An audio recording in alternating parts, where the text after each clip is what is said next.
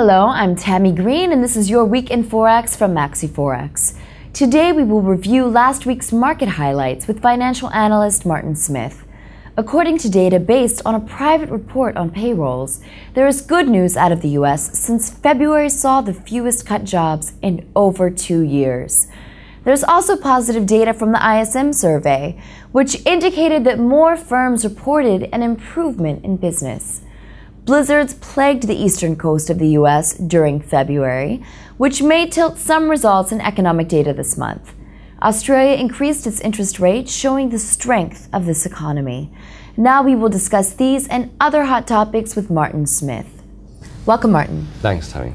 So tell us about this new private report out of the United States. Since February, there's been fewer jobs cut, the fewest cut in 2 years. What do you think this says about unemployment? Is it decreasing in the U.S.? Well, it's hard to say for sure, isn't it? But it's definitely positive results for the U.S. I mean, in January it was reported that there was 60,000 drop, which is a significant change from the 20,000 decline that was reported last week for the month of February from ADP Employer Services. Now, this report is based on data from around 365,000 businesses with more than 22 million workers on their payroll. I believe that companies will remain hesitant to add to their workforce until it's proven that gains in sales can be sustained. I mean, this is the worst recession that the US has seen since the 1930s, and everyone's a bit wary. Now, since December 2009, when this recession began, the US economy has lost upwards of 8.4 million jobs. Well, it sounds like hope may finally be returning to the American economy. Also, we heard some potentially good news this week for the U.S. from the ISM survey. Yeah, readings over 50% in the ISM survey indicate that more firms said business was getting better than said it was worsening.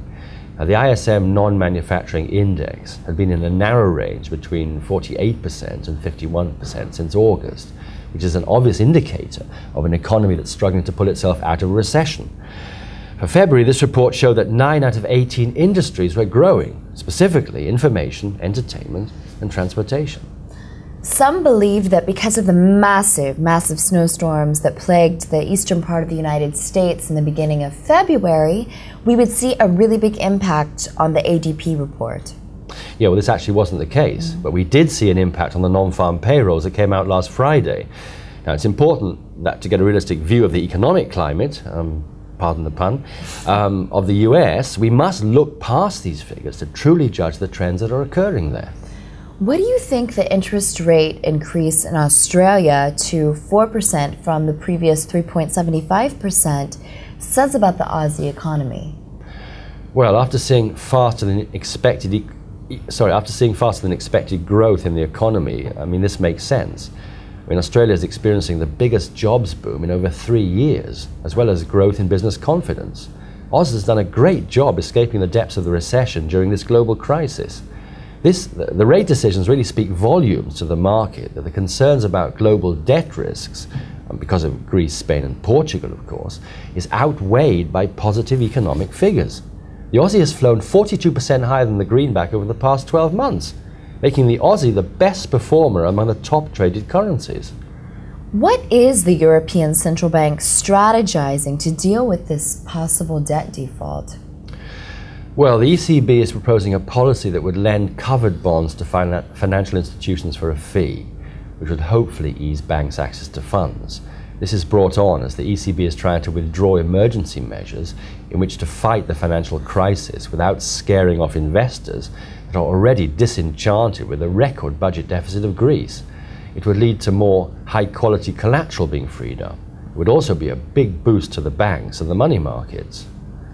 Now let's focus on some technicals. Do you have any specific recommendations for our viewers, just for trading in general? Well, I'd like to talk about a special cross that isn't so popular. It has an average of 300 pips per movement per day, and that's the Euro-Aussie. Now, this has dropped consecutively for the past 13 months. The RSI is showing an oversold condition, which is breaking a 29-year record of this pair, not showing conditions such as this. And in addition, there's a diversion on the daily and weekly charts. Now, this may lead to a bottom in the short term below 150 and a possible beginning for a wide correction for the huge drop last year. Could you share with us the status of the major Forex pairs? Well, it seems as though most of the major Forex pairs took the shape of a wider correction within a specific range. Now, this wide correction has two possibilities. First of all, it will be a short correction within a narrow range for renewing the major trend. And secondly, it will be wider than the first range. If we take an example, the euro-dollar followed a specific range between 134.50 and 137. A drop below 134.50 will be a signal for a renewal of the bearish trend. This is the first possibility for a wide correction. Again, above 37 is another possibility. Now, then we'd have a wider correction that could lead the euro-dollar to 38.50 as the first target. Well, thank you, Martin, for joining us once again. You gave us some valuable insight this week. Until next week, be sure to visit us at maxiforex.ru.